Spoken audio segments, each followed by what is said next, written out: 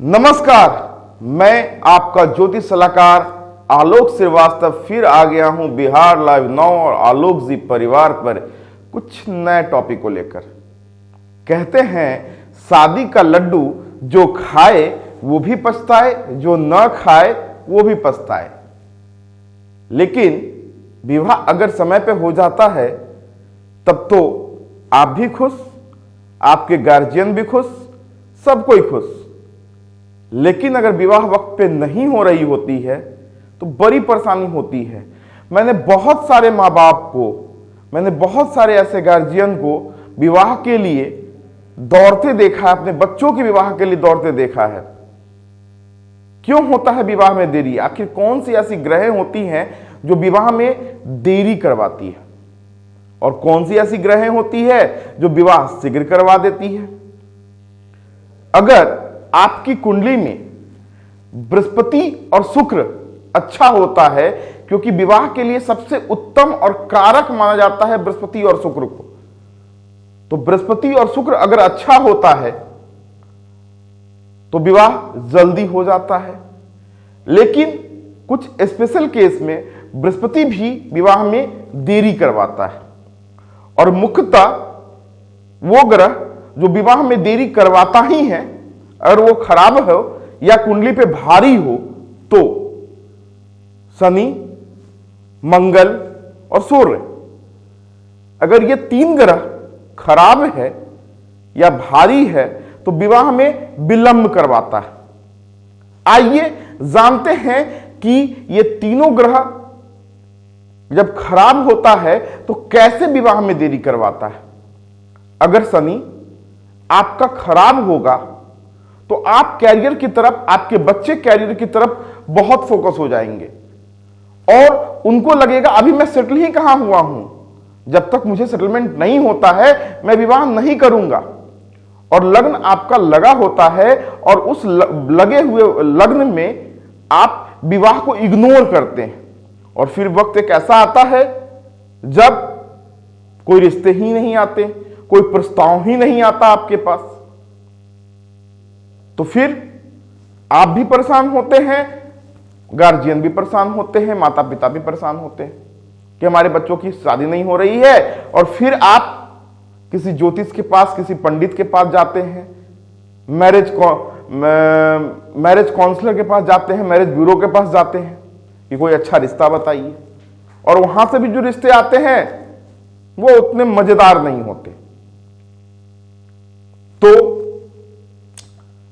शनि अगर खराब होगा, शनि अगर भारी होगा तो आपको कैरियर की तरफ फोकस कर देगा, और आपको कभी ऐसा महसूस ही नहीं होगा कि मैं विवाह करने उपयुक्त हो गया हूं। और आपके माता पिता लाख बोले, या माता पिता को भी कभी कभी यह महसूस होने लगता है कि मेरा बच्चा अभी थोड़ा सा और सेटल हो जाए तो मैं विवाह करूंगा, अभी किसी प्रस्ताव को मुझे नहीं देखना। और अगर ऐसा हो रहा है तो क्या करेंगे? इसका उपाय, शनिवार को हनुमान जी के मंदिर जाना शुरू कर दीजिए। शनिवार को हनुमान जी के मंदिर जाना शुरू कर दीजिए। शनिवार को मीठी चीज का दान, खीर बना के आप लोगों को खिला सकते हैं, गरीबों में बांट सकते हैं, या कोई भी मीठी चीज का दान आप कर सकते हैं, मिठाई बांट सकते हैं, तो कैरियर भी अच्छा बना रहेगा आपका, और विवाह भी समय पे हो जाएगा। दूसरा ग्रह जिसके कारण से विवाह में होती है देरी, और वो है मंगल। मंगल अगर भारी हो जाता है तो विवाह में देरी होती है। कैसे देरी होती है विवाह में मंगल भारी होने से? कोई परफेक्शन रिश्ते नहीं दिखते आपको। कभी आप बोलेंगे कि लड़की अच्छी नहीं है, कभी आप बोलेंगे लड़का अच्छा नहीं है, उसका नाक ऐसा था, उसका कान ऐसा था, वो बोलने में अच्छा नहीं है, उसकी सोच अच्छी नहीं है।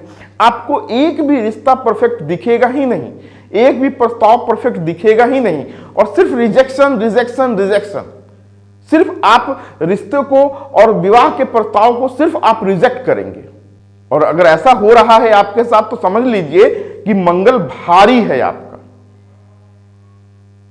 और अगर आप मांगलिक हैं, अगर आपकी कुंडली में पहले भाव, चौथे भाव, सातवें भाव, आठवें भाव या 12वें भाव में मंगल बैठा है तो आप मांगलिक हैं, उससे भी विवाह में देरी हो रही है। अगर मांगलिक नहीं भी हैं आप और इन कारणों से आपको लगता है कि कोई रिश्ता परफेक्ट आ ही नहीं रहा है, बहुत ज्यादा चूजी हो गए हैं आप या आपके माता पिता,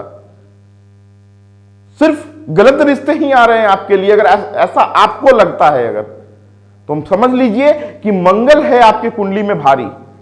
क्या करना पड़ेगा इसके लिए उपाय? मंगल अगर भारी है तो क्या करना पड़ेगा उपाय?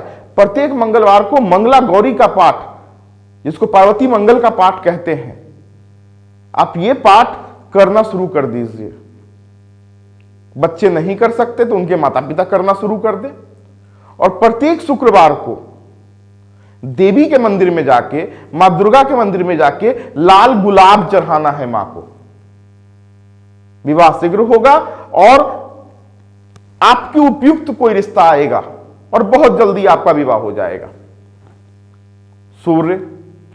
सूर्य अगर होगा खराब, सूर्य होगा अगर भारी, सूर्य होगा बहुत तेज, तो यह विवाह में करवाएगा विलंब।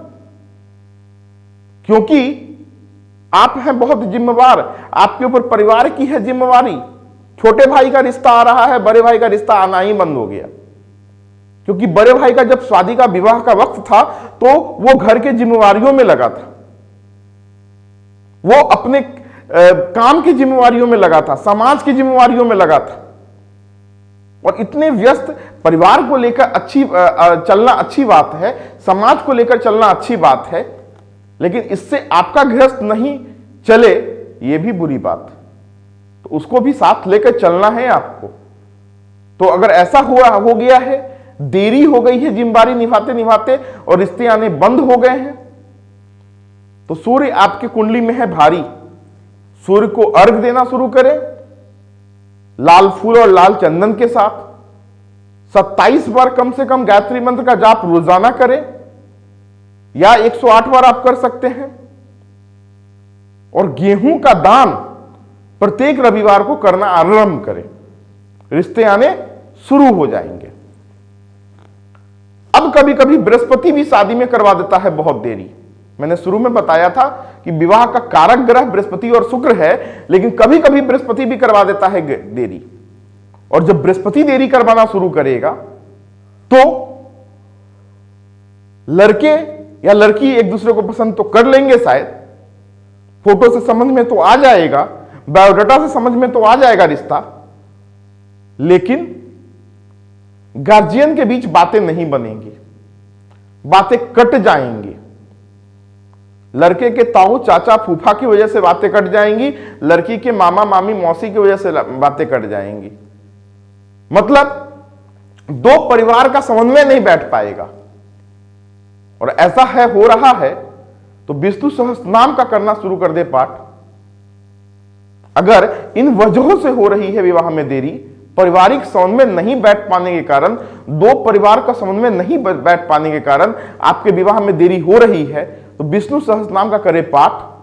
केसर का तिलक और हल्दी का तिलक लगाकर घर से निकलना शुरू करें और नहाने के पानी में थोड़ा सा हल्दी डालकर नहाना शुरू करें, विवाह शीघ्र होगा।